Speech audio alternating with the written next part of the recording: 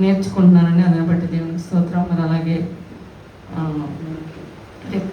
రెప్కా వాళ్ళ హస్బెండ్ విషయంలో కూడా నిజంగానే దేవుడు చాలా గొప్ప కార్యం చేసినట్టే. ఎందుకంటే మరి 10 సంవత్సరాల నుంచి ఆయన బాధపడుతున్నాడు, రోజు ఎంత వేదన పడుతున్నాడు. ఎప్పుడు ఆపరేషన్ అంటే మళ్ళీ భయపడేవాడు. మరి దానికి సొల్యూషన్ ఏంటి మరి ప్రభు వారిని అడిగినప్పుడు ప్రభు మంచి మార్గాన్ని మరి దేవుడు ప్రార్థన చేసినప్పుడు వాళ్ళకి ఇచ్చాడండి.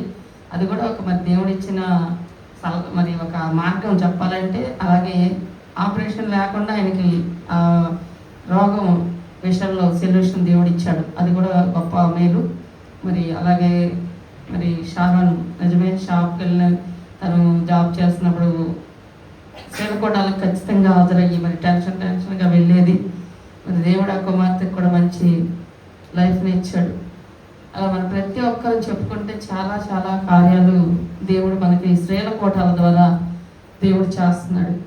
మరి స్త్రీల కోటాన్ని కొంతమంది మరి నిర్లక్ష్యంగా ఎంచుకుంటున్నారు. మరి ఫస్ట్లో బాగానే ఉండేవాళ్ళు మరి రాను ఏంటంటే కాకరకాయ ఏదో అయిందట్టుగా కేకరకాయ అయిందట్టుగా అవుతుంది ఒక్కొక్కరికి.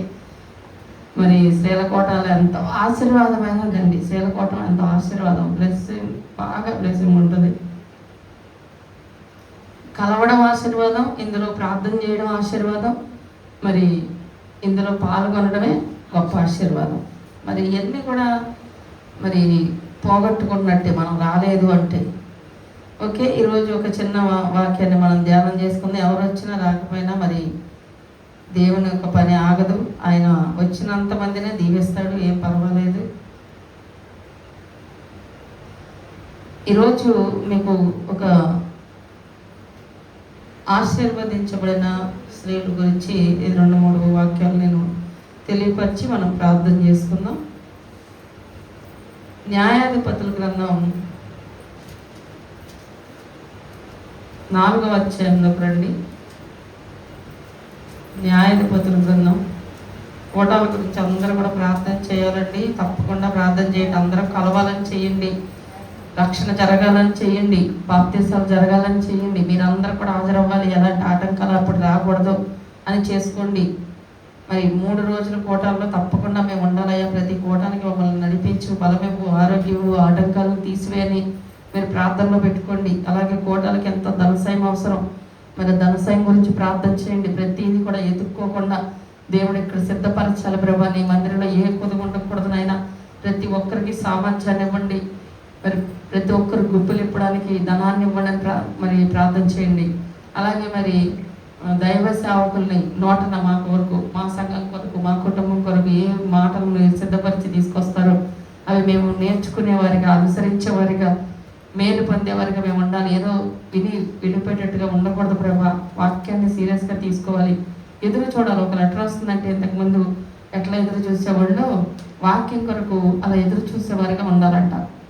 ఉత్తరం వస్తుందని పాత రోజుల్లో చూడండి, ఉత్తరం ఎవరన్నా వేస్తే ఏమొచ్చిందా అని ఆసక్తిగా ఎదురు చూసేవాళ్ళు. కబుర్లు ఏముంటాయి, అందులో విశేషాలు ఏముంటాయి, ఫోన్లు లేవు కాబట్టి ఉత్తరమే లేదా మనిషి రావాలి తప్పదు. ఆ రోజులు అంత ఆసక్తిగా ఉండేది.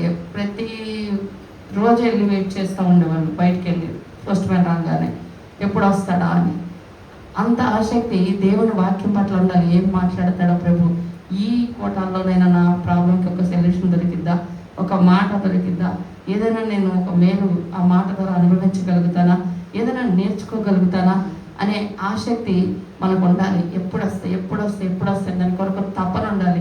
అలాంటి వారిని దేవుడు చూస్తాడు. హృదయాన్ని చూసే దేవుడు కాబట్టి చూసి ఒక మంచి మాట మీ కొరకు దైవ సేవకుల నోట సిద్ధపరిచి దేవుడు ఆ కోటాల్లో మీతో మాట్లాడతాడు.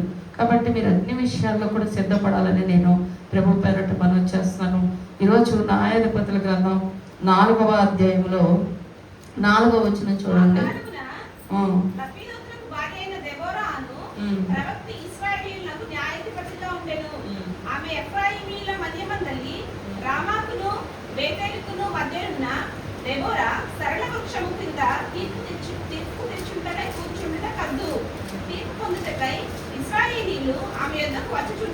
చాలండి. దేవుని వాక్యం ద్వారా మనతో మాట్లాడను గాక. ఆమె ప్రార్థన చేసుకుందాం. చిన్న ప్రార్థన. తండ్రి, నీ కొందనాలు. ఇదిగో వాక్యములకు వెళ్తుండగా అయ్యా నీ శ్రేష్టమైన జీవ మాటలు నా నోట ఉంచండి, నన్ను మరుగుపరచండి. ఇక్కడున్న ప్రతి ఒక్కరితో మీరు మాట్లాడండి. పరిశుద్ధాత్ముడు ఒప్పింపినట్లుగా, దిద్దుబాటు చేయనట్లుగా, సరి చేయబడినట్లుగా దిద్దుబాటు ఆత్మ ప్రతి ఒక్కరికి మీరు దయచేయండి. వాక్యం రిలీజ్ అవుతున్నప్పుడు దాన్ని అర్థం చేసుకొని క్యాచ్ చేయగలిగిన ధ్యానాన్ని ప్రతి బిడ్డలకు మీరు దయచేయండి. ఆత్మ నడిపింపు దయచేయండి. అలాగే నిద్రమత్తాత్మ, నిర్లక్ష్యపాత్మ, ఎదురాడాత్మ, తిరుగులాడాత్మ యేసు నామములో బంధిస్తున్నామయ్యా. ప్రతి ఒక్కరిని కూడా మీరు దీవించమని, వాక్యం ద్వారా మాట్లాడమని యేసు నామములో ప్రార్థిస్తున్నాము తండ్రి, ఆమేన్. స్తోత్రం. ఇక్కడ మనకి తెలిసిన ఒక స్త్రీ, ఎన్నోసార్లు మనం ఈ వాక్యాన్ని ధ్యానం చేసాం. అయితే ఈరోజు ఈ యొక్క స్త్రీ గురించి మనం మరొక పాయింట్ నేర్చుకున్నాం. లప్పిదోతునకు భార్య అయిన దెబోరా అను ప్రవక్తి ఇశ్రాయేలీయులకు న్యాయాధిపతిగా ఉండెను. ఆ దినాలలో న్యాయాధిపతిగా మగవాళ్ళు ఉండడం సహజం అండి. న్యాయము తీర్చడానికి ఇశ్రాయేలీయులకి స్త్రీగా మరి దెబోరాని దేవుడు వాడుకున్నాడు. అయితే ఈ యొక్క స్త్రీ న్యాయాధిపతిగా ఉన్న ఈ సమయంలోనంట అందరూ ఆమె దగ్గరికి తీర్పు కోసం వచ్చేవాళ్ళు, సలహా కోసం వచ్చేవాళ్ళు, న్యాయం కోసం వచ్చేవాళ్ళు. ఒక జడ్జి హోదాలో దేవుడు ఆమెను పెట్టాడు కదా. మరి ఆమె అనేక మందికి ఆశీర్వాదకరమైన స్త్రీగా ఉంది. అయితే ఇక్కడ మనం నేర్చుకోవాల్సిన పాయింట్ ఏంటంటే, ఆమె టైం బాగుంది, ఆమె లెక్క బాగుంది, ఆమె అయ్యింది అని అనుకుంటారేమో. ఆమె టైము ఆమె లెక్క కాదు.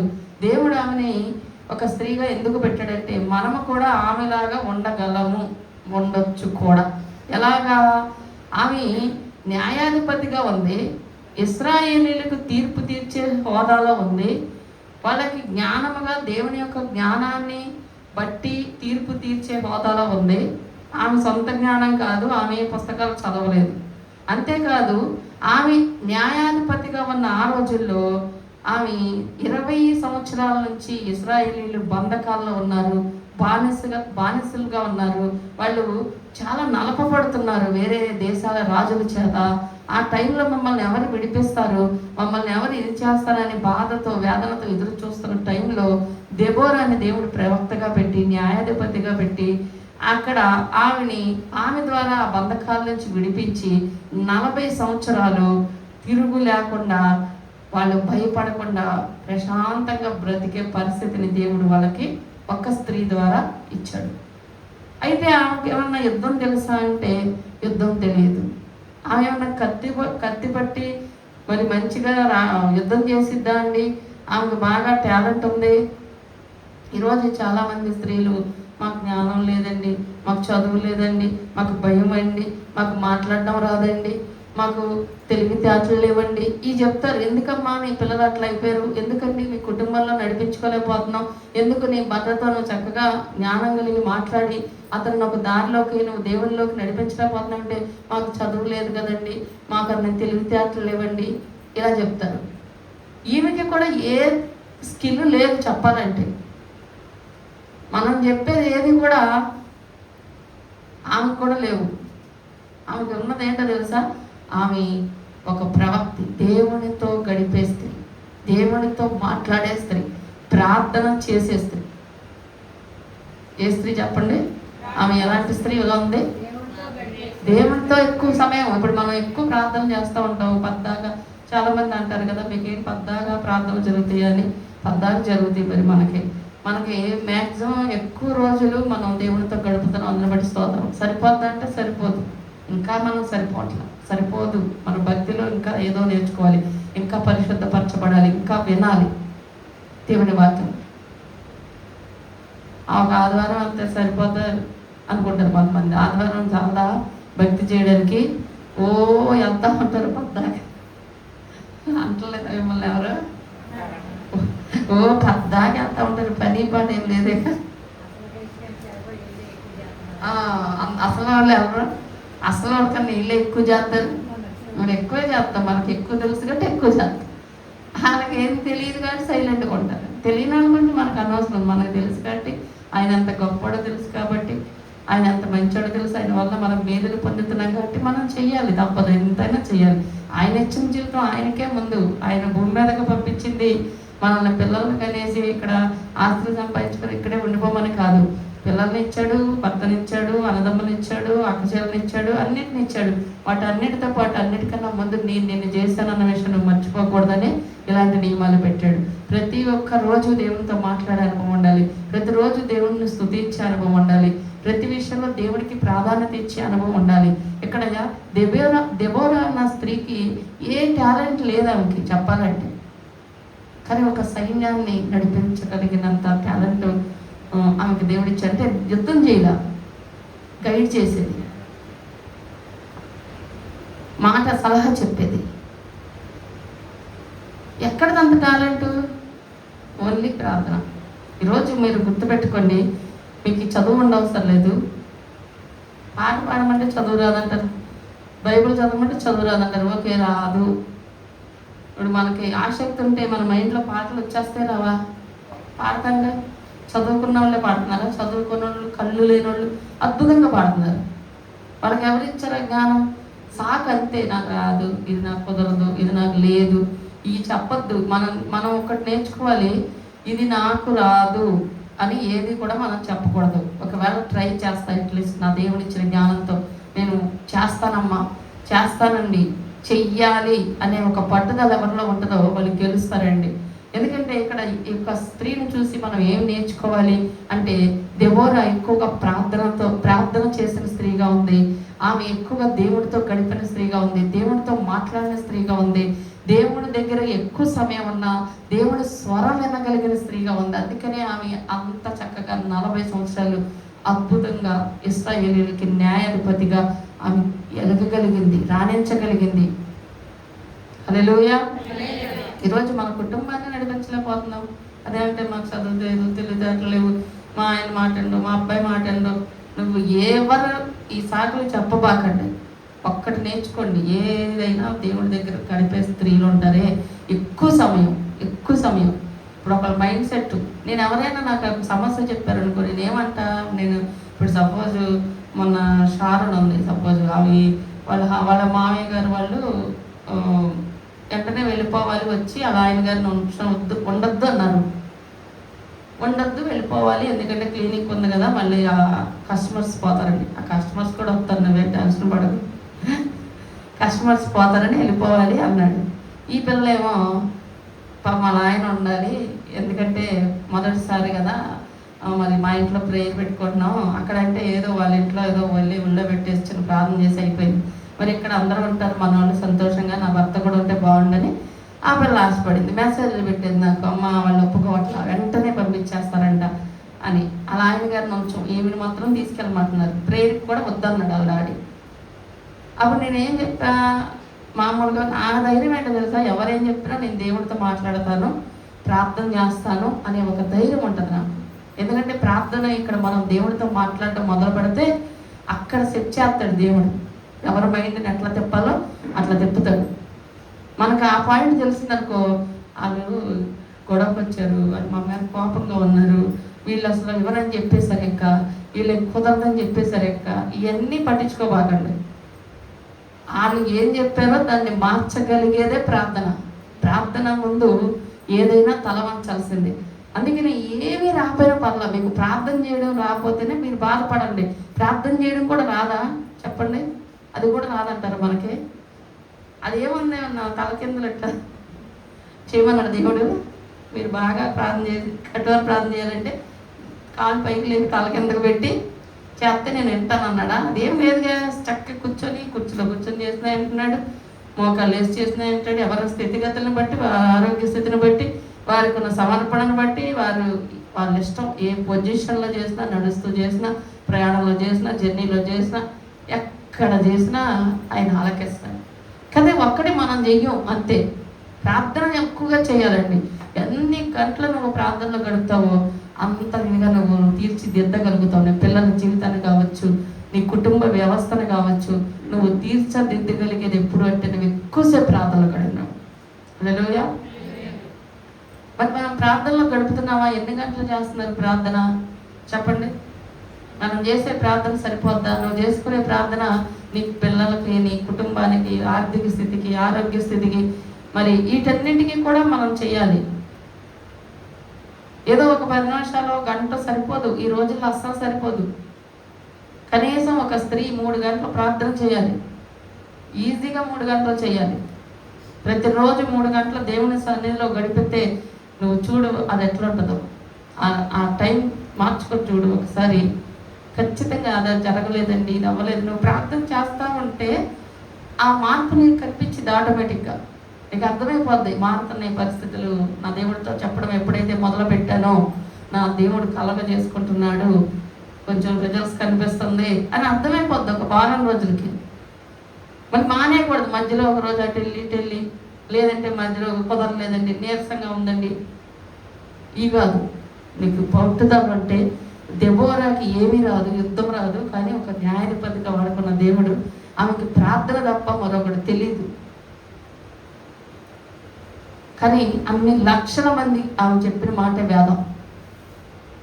ఎలా శాసించగలిగింది ఆమె, ఎలా నడిపించగలిగింది ఆమె? లా పుస్తకాలు ఏమైనా చదివచ్చిందా, పిహెచ్డీలు ఏమైనా చేసిందా అంటే ఏం చేయాల? ఆమెకి ఒక్కటే తెలుసు, ప్రార్థన చేయడం. ఈరోజు మీరు ఇంట్లో ఓన్లీ సమస్యలు నీ కుటుంబంలో కావచ్చు, పిల్లల విషయంలో కావచ్చు ఉండొచ్చు, వాళ్ళు మారు మనసు లేని వారుగా ఉండొచ్చు, వాళ్ళు దేవునికి అంత దగ్గర అవ్వని వారుగా ఉండొచ్చు. నువ్వు ఒక్కటి పెట్టుకో, లోపం దేవుళ్ళు లేదు, నేను ఎక్కువ ప్రార్థన చేయలేకపోతున్నానేమో అని. ఎప్పుడైతే నువ్వు అనుకుంటావో ప్రార్థన చేయడం మొదలు పెడతావో, ప్రార్థన ప్రార్థన ప్రార్థన ప్రార్థన అన్నిటికీ ప్రార్థనే. విలియం గారిని ఎవరో సీక్రెట్ ఏంటి మీ సీక్రెట్, మీ సక్సెస్ సీక్రెట్ అని అడిగితే ఆయన 3 చెప్పాడంట. నెంబర్ 1 ప్రార్థన, నెంబర్ 2 ప్రార్థన, నెంబర్ 3 అంటే ఎంత ఇంపార్టెంట్ ఇచ్చాడో, వేరేది లేదు ఇక డిక్షనరీలో. రెండోది ఇంకోటి ఏమైనా చెప్తాడేమో అనుకున్నారంట, మరి మూడోది ఏమైనా చెప్తాడేమో అనుకున్నారంట ఈ విలేకరులు. ఏం లేదు, ప్రార్థన ప్రార్థన అంటే అన్నిటికన్నా ప్రధానమైనది ప్రార్థనే ఆయన దృష్టిలో. అందుకనే వేరే పాయింట్ చెప్పలా. సక్సెస్కి మన సక్సెస్ సపోజ్ మనల్ని అడిగారు అనుకో, ఒకటండి ఫస్ట్ ప్రార్థన చేస్తాం, ఓకే. తర్వాత అండి బాగా కష్టపడతామండి, మేము పొద్దున్నే లెగుస్తాం చాలా అని చెప్తాము. తర్వాత మూడోది వెనకాల చాలా సపోర్ట్ ఉంటుందండి మాకు, ఏమని చెప్తాం? 3 ప్రార్థన చెప్తామా? ఖచ్చితంగా చెప్పాం. అలా చెప్పగలగాలంటే వాళ్ళకి ప్రార్థన అంటే పిచ్చి ఉండాలి, ప్రార్థనతో ఎక్కువ సమయం గడిపే వాళ్ళు అయి ఉండాలి, దేవుడితో ఎక్కువ మాట్లాడే వాళ్ళు ఉండాలి. అప్పుడే చెప్పగలుగుతారు. ఇంకోటి లేదు. రెండోది వాళ్ళకి ఇంకా రెండో థాట్ ఉండదు కాబట్టి ఓన్లీ ప్రార్థన కాబట్టి ప్రార్థన ప్రార్థన ప్రార్థన ఎన్ని పాయింట్లు చెప్పని అదే చెప్తాడు ఆయన.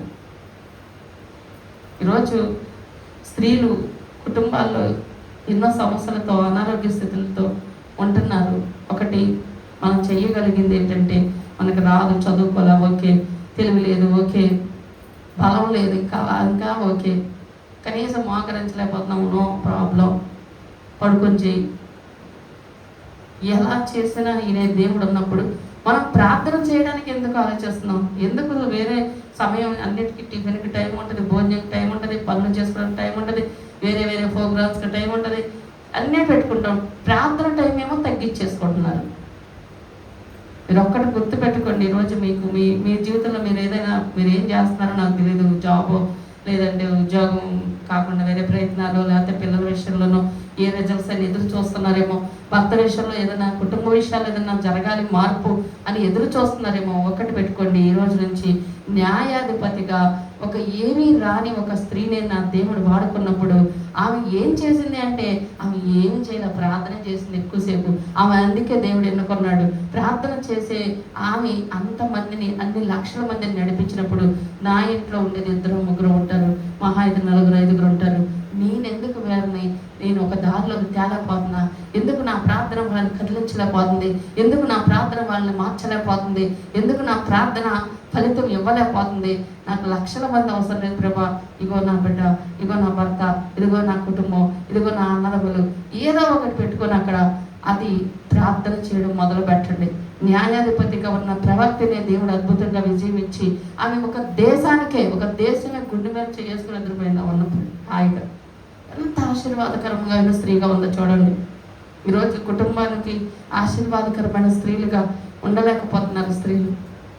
వేరే అన్ని రంగాల్లో టాలెంట్లు ఉంటాయి, వేరే అన్ని లోక సంబంధమైన అన్నిట్లో మంచి మంచి టాలెంట్స్ కలిగి ఉంటున్నారు. మంచిదే, నువ్వు కలిగి ఉండు. కానీ అంతకన్నా ముందు నువ్వు ప్రార్థన ఎక్కువ చేసే స్త్రీ అయితే ఇంకా వెరీ గుడ్. లేదంటే నువ్వు ఎన్ని రంగాల్లో నీకు మంచి అనుభవం ఉన్నా కూడా నువ్వు ఒకరోజు ఏడ్చే పరిస్థితి వస్తుంది ఖచ్చితంగా బైబిల్ చెప్తుంది. అందుకని మనం దెబోరాని బట్టి మనం ఏం నేర్చుకోవాలి చెప్పండి? ప్రార్థన చేయాలి. ఆమె ఎలా అయితే లక్షల మందిని నడిపించిందో నేను కనీసం నా బిడ్డలైనా నా కుటుంబాన్నైనా నడిపించుకోవాలి ప్రభా నా ప్రార్థన ద్వారా. ఆమె ఉన్నప్పుడు 40 సంవత్సరాలు ప్రశాంతంగా నిద్రపోయారు ఇశ్రాయేలీయులు. నా వలన నా బిడ్డలు ప్రశాంతత, నా కుటుంబం ప్రశాంతత, నా కుటుంబం ఆశీర్వాదం, కాపుదల, దేవుని కాపుదల, నా ప్రార్థన వారికి దీవెనగా ఉండాలి. నేను ఇదిగో ఎన్ని గంటలు, ఇంకా ఎక్కువసేపు, ఇన్ని గంటలకు పరిమితి ఏం లేదు, కానీ నువ్వు ఎన్ని గంటలు గడుపుతావు దేవుడి దగ్గర, నువ్వు గడపడానికి ప్రయత్నం చేయండి. ఇక నుంచి వ్యర్థంగా సమయాన్ని పోనివ్వద్దు దయచేసి ఎవరు కూడా. ఎందుకంటే ఈ సమయం పోనిచ్చే రోజులు కాదండి, భయంకరమైన దినాల్లో మనం ఉన్నాం. ఇంకొక స్త్రీ గురించి కూడా నేను మాట్లాడతాం. అదే యెహోషువ గ్రంథం 2వ అధ్యాయము 10వ వచనం చూద్దాం. యెహోషువ గ్రంథం 2వ అధ్యాయం 10వ వచనం. మనం మొన్న కూడా ఆదివారం అదే ధ్యానం చేసాం.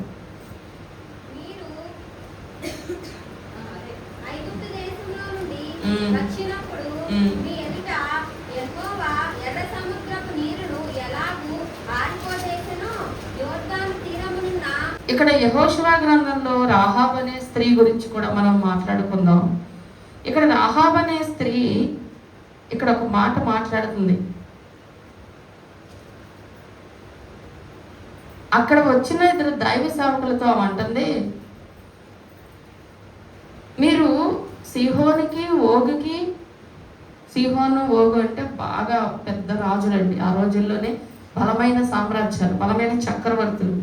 వాళ్ళ జోలు టచ్ కూడా చేయలేం. ఈ రోజుల్లో కూడా కొన్ని దేశాలని మనం టచ్ కూడా చేయలేం. అలాంటి దేశాలన్నీ అమాహమే దేశాలు ఉన్నాయి. ఎగ్జాంపుల్ అమెరికా అంటే అందరికీ ఒక రకమైన ఇది ఉంటుంది. అమెరికా వాళ్ళ దగ్గర అన్నీ ఉన్నాయి. అమెరికా వాళ్ళతో పెట్టుకుంటే మొత్తం ప్రపంచం వ్యవస్థ అంతా మారిపోద్ది. అలాంటి పేరున్న రాజులు వాళ్ళు, ఆషామష రాజులు కాదు. సిహోను, ఓగు అని బలమైన రాజుల్ని మీరు ఏమి చేశారో అది నేను విన్నా. ఏమంటుంది స్త్రీ? ఏమంటుందండి ఈ స్త్రీ? ఇక్కడ ఏం మాట్లాడుతుంది? దేవుని కార్యాల గురించి నేను విన్నాను, దేవుడు చేసిన మేలుల గురించి నేను విన్నాను, దేవుడు చేసిన సూర కార్యాలు ఎలాంటివో నేను విన్నాను. మా గుండెలు పగిలిపోయి విన్నప్పుడు. ఈరోజు ఒక స్త్రీగా మనం ఏం వింటున్నాం అనేది కూడా గుర్తుపెట్టుకోండి. వినుట వలన విశ్వాసము కలుగును. ఏం కలిగింది? వినడం వలన. దేవుని మాటలు ఎక్కువగా వింటే దేవుని మీద విశ్వాసం కలిగింది. దేవుని యొక్క బిడ్డలతో ఎక్కువ స్నేహం చేస్తే దేవుని యొక్క మనసు మనకి ఎక్కువగా నడిపింపు వస్తూ ఉంటుంది. ఇప్పుడు మనం వెళ్ళి అన్యులతో ఎక్కువసేపు మాట్లాడమనుకో, వాళ్ళ ఆలోచనలు వేరుగా ఉంటాయి. ఇప్పుడు మనం ఆలోచించేది అన్ని దైవికమైన ఆలోచనలు ఉంటాయి మనకి. దేవుడి దగ్గర ప్రార్థన చేద్దాం, మీరు జరిగిద్దని. వాళ్ళు అలా ఆలోచించరు, లాజిక్గా ఆలోచిస్తారు. ఈ లోకంలో కొన్ని జరగాలంటే మనల్ని అంటారు, దీపం పెట్టి దేవుడు అంటే ఎట్లా అవుద్ది అని మనల్నే క్వశ్చన్లు వేస్తారండి. దేవుడు తెలుసుకుంటే దీపమైన ఆగిద్ది, సముద్రమైన ఆగిద్ది, ఏదైనా ఆగితే మనకు తెలుసు. వాళ్ళు నవ్వు.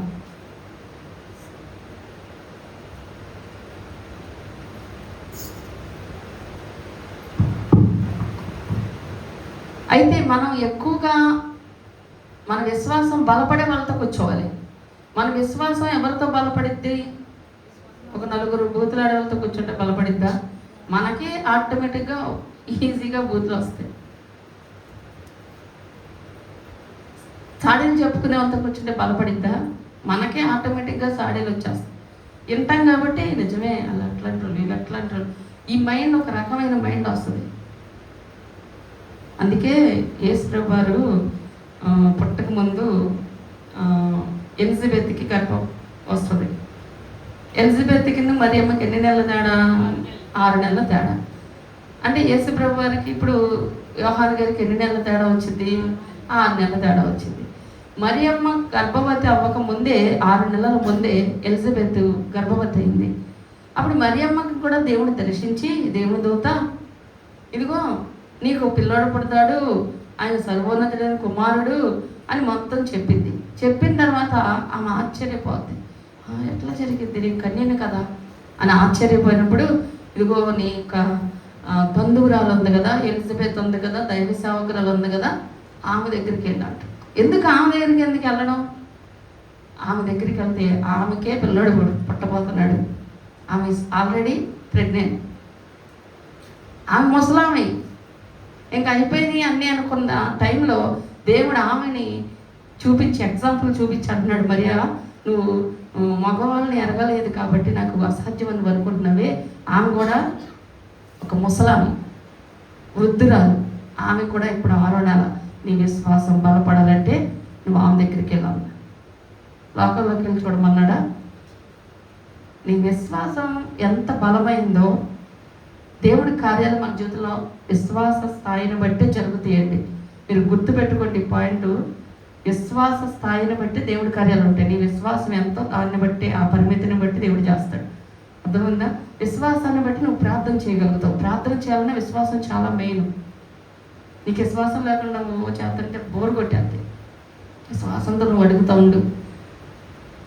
ఎందుకంటే ఎన్ని విశ్వాసంతో ప్రభు అలా చేశాడు, ప్రభు ఎలా చేశాడు, సూరకార్యాలు చేశాడు బైబిల్లో. లేదా మనకో నా సంఘంలో చేశాడు, పలానా సహోదరికి చేశాడు, పలానా బిడ్డకు చేశాడు. అవన్నీ గుర్తొస్తుంటే ప్రభా అని అడగాలనిపిస్తుంది. నీకు ఏ మైండ్ లేకపోతే నువ్వు ఎట్లా అడుగుతావు? దేవుడిని అడగలేవు. అందుకని విశ్వాసం అనేది చాలా ఇంపార్టెంట్. నువ్వు మాట్లాడేది ఎవరితో, నువ్వు ఎక్కువసేపు కూర్చునేది ఎవరితో, నువ్వు ఎక్కువసేపు ఉండేది ఎవరితో, నువ్వు ఎక్కువసేపు సంభాషించేది ఎవరితో, అది కరెక్ట్గా చూసుకుంటే చాలా మంచిది. ఎంత దినాల్లో నువ్వు అవిశ్వాసులతో కూర్చుంటే, దేవుడు అన్నాడు విశ్వాసులకి ఏమి లేదంట, జోడి లేదు. వాళ్ళిద్దరు జోడి కాదు, సెట్ కాదు. ఒకటి 6వ నెంబర్, ఒకటి 9వ నెంబర్ వేసుకుంటారో చెప్పు. వేసుకుంటే ఎలా ఉంటుంది? ముందుకు పడి 32 పళ్ళు రాదు కదా. సో సెట్ కాదు, పడతాయి. మనం కూడా పగిలింది, మొహం పగిలింది ఏదో ఒక రోజు. మనం ఎవరితో స్నేహం చేస్తున్నాము, ఎవరితో ఎక్కువసేపు మాట్లాడుతున్నాం, ఎవరితో ఎక్కువసేపు కూర్చుంటున్నాం, వెరీ వెరీ ఇంపార్టెంట్ విశ్వాసకి. మీరు గుర్తుపెట్టుకోండి, ఎంత దినాల్లో నువ్వు విశ్వాసంతో కూర్చొని ఎక్కువసేపు మాట్లాడితే నీకు విశ్వాసం ఇంకా అభివృద్ధి. ఆ విశ్వాసం కూడా పనికి మాలిన విశ్వాసం అయింది.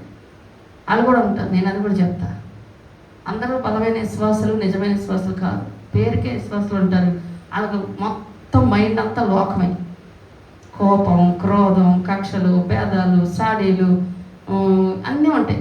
అట్లాంటి వాళ్ళతో కూర్చుంటే మళ్ళీ నీకు మైండ్ ఖరాబ్ అయిపోతుంది. అది గుర్తుపెట్టుకోండి. ఎలా పడితే అలా గుర్తుపడితే వెళ్తావు. కూర్చొని ఎక్కువసేపు మాట్లాడబాకండి. అందరితో సమాధానంగా ఉండండి, పరిశుద్ధులతో సహవాసం కలిగి ఉండండి.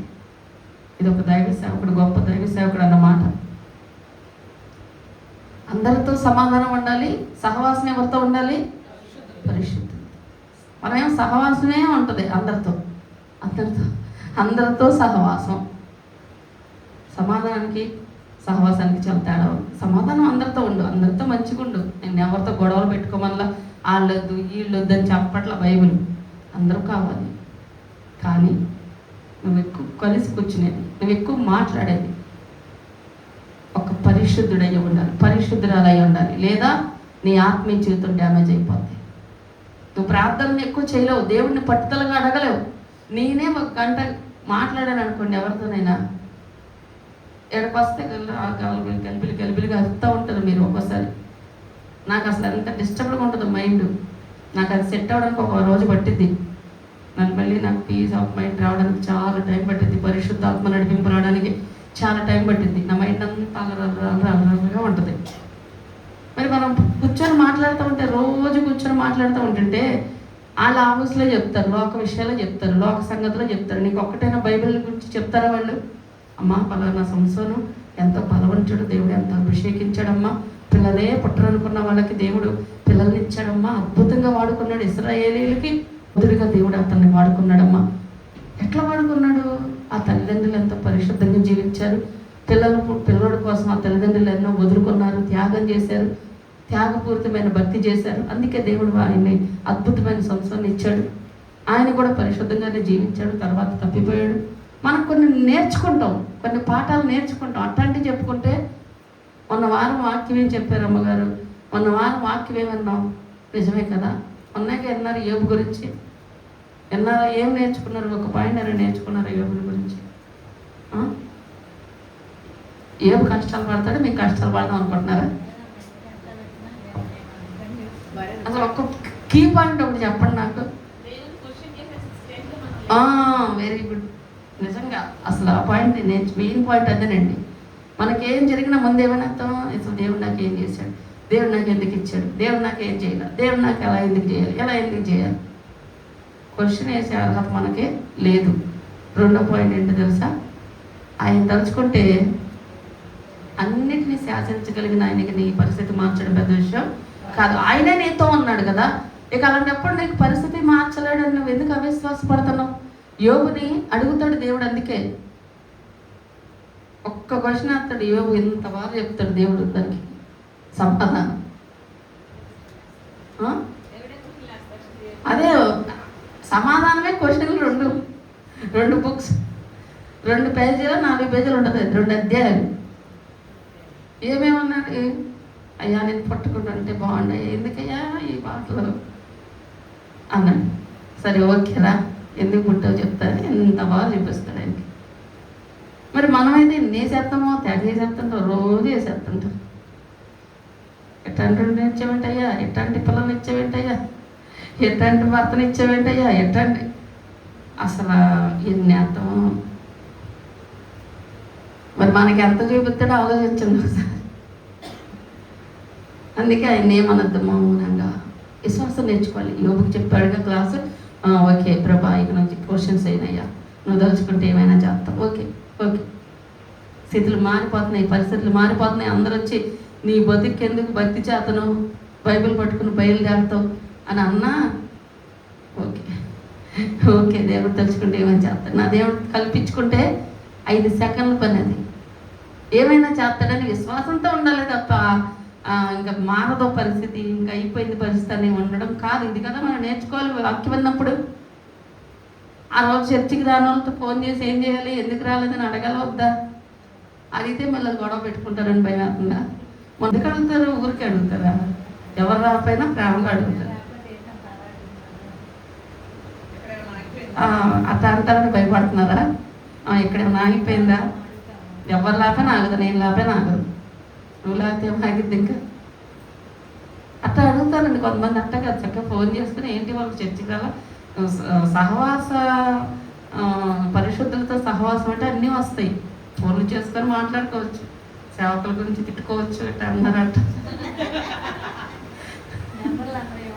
ఇది బాగా చేసుకుంటారు ఫోన్లు. ఈ మధ్య తెలుపునీళ్ళు రాక అందుకే అంటున్నారు. చక్కగా ఫోన్ చేసి ఏంటి వాళ్ళు రాలేదు, ఏమన్నా ఇబ్బంది వచ్చిందా, ఓకే ప్రార్థన చేస్తా, రాలేదు ఈరోజు ఏం వాక్యం చెప్పారు, లేదా నువ్వు రాని వాళ్ళు అడగచ్చుగా ఫోన్ చేసి. వేరే వాళ్ళని మా చర్చికి వెళ్ళారా? ఆత్మీయ ఫ్రెండ్స్ ఒక్కలేనా ఉన్నారు అసలు మీకు? బయట చర్చిలో ఫ్రెండ్స్ అందరూ బయట ఫ్రెండ్సేనా?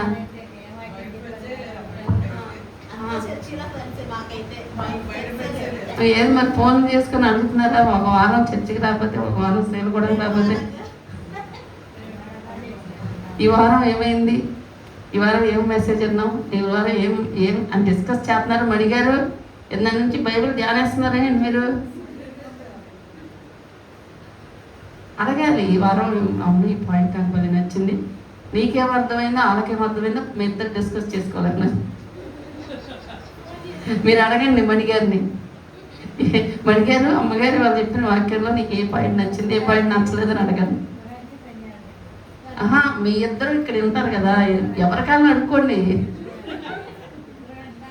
మరి డిస్కస్ చేసుకోవాలి, చర్చించాలి.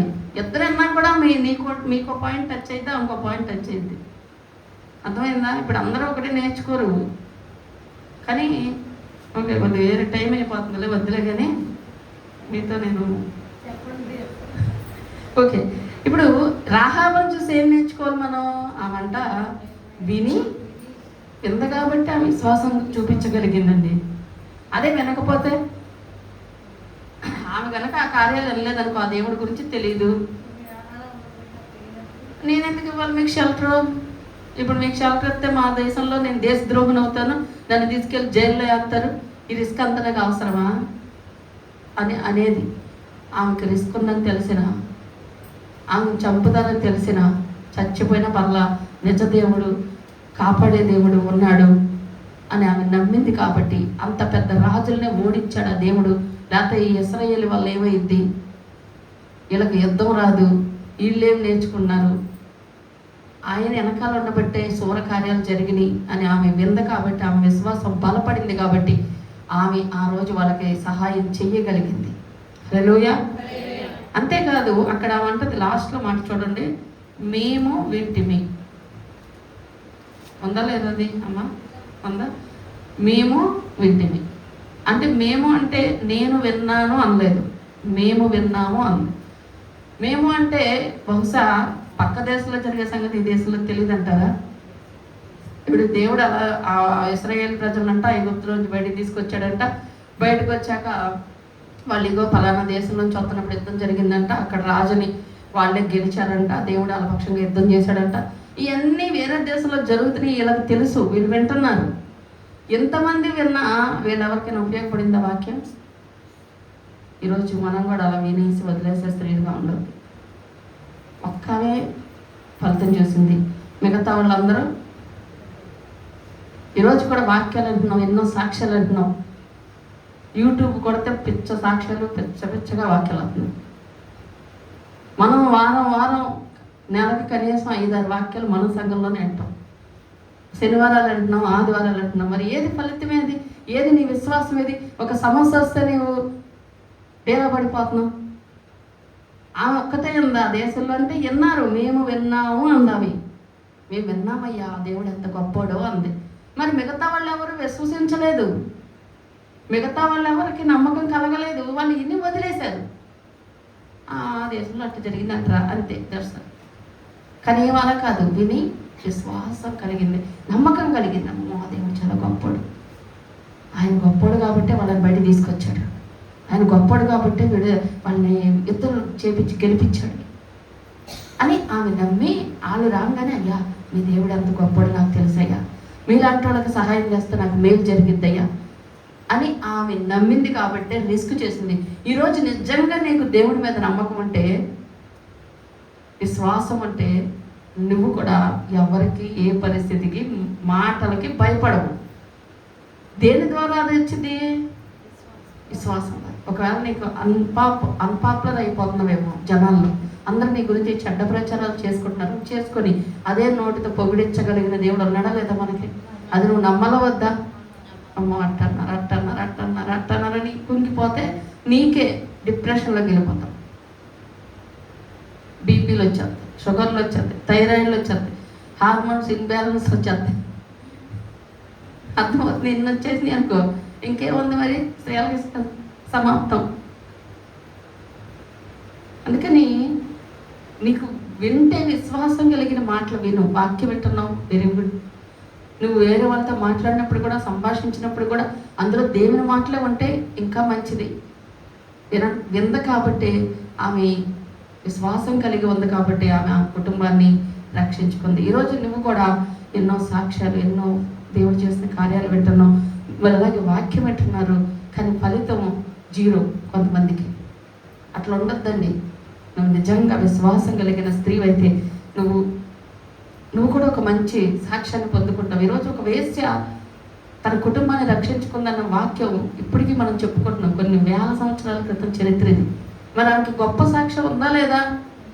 మరి మన సాక్ష్యం ఏది? మన సాక్ష్యం ఏదండి? మనకు ఒక సాక్ష్యం ఉండాలిగా మన వీధిలో.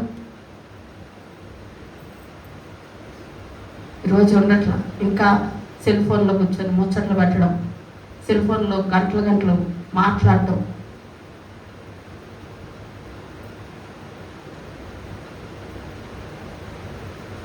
లేదంటే గేమ్స్ ఆడుకోవడం, ఇలా ఏదో ఒకటి. నీ టైం అంతా వృధా అయిపోతుంది. నువ్వు అలా కూర్చోవడం వల్ల నీకు వచ్చేదేమో నాకు తెలియదు, కానీ పోయేది మాత్రం చాలా లాస్. ఎందుకలా? అవిశ్వాసం ఉంటుంది కాబట్టి, నీ హృదయంలో అవిశ్వాసం ఉంటుంది కాబట్టి నువ్వు దేవుడి కోసం నిలబడలేకపోతున్నావు. దేవుడి కోసం నువ్వు ఏ కార్యం, ఏ రిస్క్ నువ్వు చేయలేకపోతున్నావు. వెనకడికి వేయాల్సి వస్తుంది. కానీ ఒక వేశ్య వింది, విశ్వసించింది, అద్భుతంగా దేవుని కార్యాన్ని పొందుకోండి. మామూలు విషయం అండి రక్షణ పొందడం అంటే. ఇందాక రెక్క చెప్పింది, నాకు వేరే ఏమి చేయొద్దు, మీరు నా కుటుంబం అంతా రక్షించబడాలని చేయండి. ఈరోజు ఎంతమంది ఉన్నారు అట్లాంటి వాళ్ళు? ఉన్నారు, ఇద్దరు ముగ్గురు, నేను కాదన్నాం, చెప్తున్నా. అసలు ఫస్ట్ ఏం కావాలి మా ప్రేయర్ రిక్వెస్ట్ అంటే పిల్లలకు జాబు, తర్వాత పిల్లలకు కడుపు, తర్వాత పెళ్ళి, తర్వాత ఉద్యోగం, తర్వాత అది, ఇవన్నీ చెప్పు. సెకండ్ చెప్పు, ముందు వాళ్ళు రక్షించబడ్డారా, ముందు వాళ్ళకి రక్షణ ఉందా, ఈ తపన ఉండాలి. ఇది ఫస్ట్ పాయింట్ కిందకి రావాలి మనకి.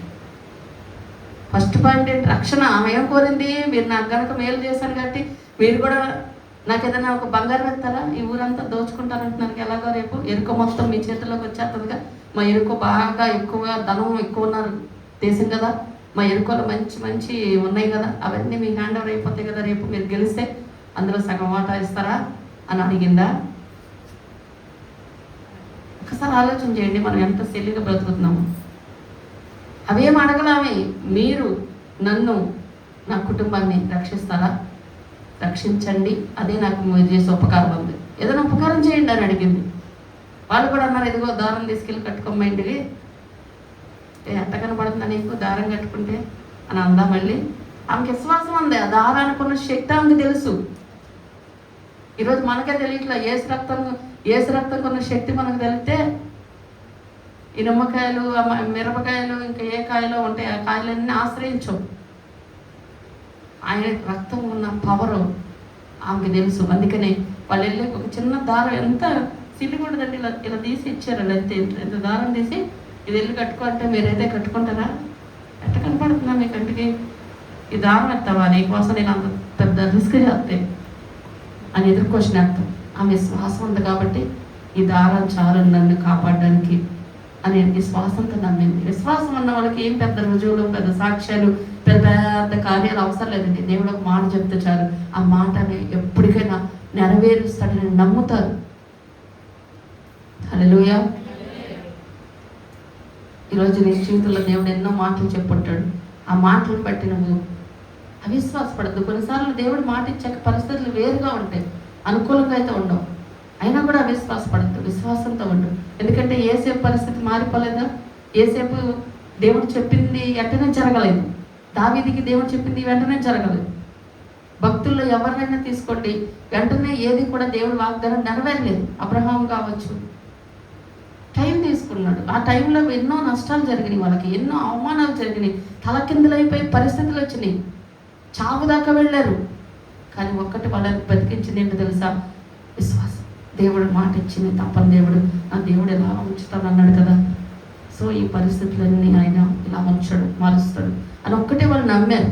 అందుకని వాళ్ళు ఏం చేశారంటే కష్టాల్లోనూ ఆనందించారు, బాధల్లోనూ ఆనందించారు, దిగులు పడిపోలేదు, నిష్ఠూరమైన డైలాగులు వేసుకోలేదు, లేదంటే ఏదో వేసుకొని చచ్చిపోతే బాగుండి ఈ బాధలు అనుభవించలేకపోతున్నా, ఈ అప్పుల బాధలు పడలేకపోతున్నా, ఈ సూటిపోటి మాటలు పడలేకపోతున్నా, ఇగో ఈ అవమానం పడలేకపోతున్నా, నాకు ఎంతవరకు దేవుడు కార్యం చేయలేదు, నా జీవితంలో ఎంతవరకు మేలు జరగలేదు, వాళ్ళు ఎట్లా అన్నారు, వీళ్ళు ఎట్లా అన్నారని నువ్వు మాట్లాడుతున్నావంటే నువ్వు ఇంకా అవిశ్వాసంగానే ఉన్నామని గుర్తుపెట్టుకో. నువ్వు విశ్వాసమైన మాట నీలో రావాలంటే నువ్వు విశ్వాసంతో సహవాసం చేయాలి. విశ్వాసం కలిగించే మాటలు ఎక్కువగా వినాలి. ఎందులో ఉంటుంది విశ్వాసం కలిగించే మాట అంటే? దేవుని వాక్యమే. దేవుని వాక్యాన్ని ఎంత వింటావో, ఎంత ఎక్కువ ప్రార్థన చేస్తావో, దేవుడి కార్యం మన జీవితంలో అంత ఎక్కువగా జరుగుగాక. ఆమేన్. ప్రార్థన చేసుకుందాం. ఇంకొకటి ఉంది కానీ పాయింట్ నేను తర్వాత చెప్తాను. ఎవరికి వాళ్ళు ఒక పావుగంట టైం ఇస్తా, పర్సనల్ ప్రేయర్ చేసుకోండి. తర్వాత అందరితో కలిపి మీ సమస్యల గురించి నేను ప్రార్థన చేపిస్తా. ఎవరికి వాళ్ళు చక్కగా కన్నీరు కార్చి, ప్రభా నేను ఎందుకు ప్రార్థన చేయడానికి ఇష్టపడతలా, ఈరోజు ఎందుకు ఇష్టపడతలేదు చాలా మంది ప్రార్థన చేయడానికి? సమస్యలు, మీ పరిస్థితులు, ఇంట్లో ఇంకా రక్షణ లేని వాళ్ళు ఉన్నారే, నువ్వు మన అంతకన్నా గోరమా? బాధ్యత ఉండాలండి. ఏ అంత్య దినంలో బాధ్యత ఉండాలి. అప్పుల గురించి, నీ పిల్లల గురించి, సమస్యల గురించి, వాళ్ళ రక్షణ గురించి ఎక్కువ కన్నీరు కాచి ప్రార్థన చేయాలి. ఇక్కడ ఒక ఏదైనా వదులుకుంటూ త్యాగం చేసుకుంటూ వెళ్ళాలండి దేవుడి దగ్గర. ఏదైనా ఒకటి వదులుకో. నీకు ఏది ఇష్టమో, పొద్దున్న లేతే అటు ఇటు తిరగడం ఇష్టమా? మానే. పొద్దున్న లేతే తాగుతూ సోదేయడం ఇష్టమా? ప్రార్థన వచ్చింది, కన్నీరు వచ్చింది.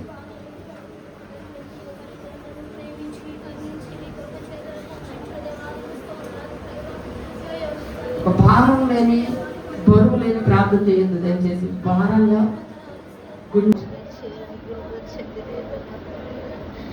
మీకు మంచి అవకాశం ఉంటుంది. సంఘంతో కలిసి చక్కగా అడగండి. వారి రక్షణలోకి రావడానికి వారికి మనసు ప్రేరేపించేలా దేవుడు కార్యం చేయాలని అడగండి. అప్పులున్న వారు ఆర్థిక బంధకాల నుంచి విడిపించబడాలని అడగండి. ఏ బంగారం ఉందో వెండి ఉందో విడిపించబడాలి, కాగితాలు ఉన్నాయో విడిపించబడాలి అడగండి. ఇప్పుడు అడగండి, సమయం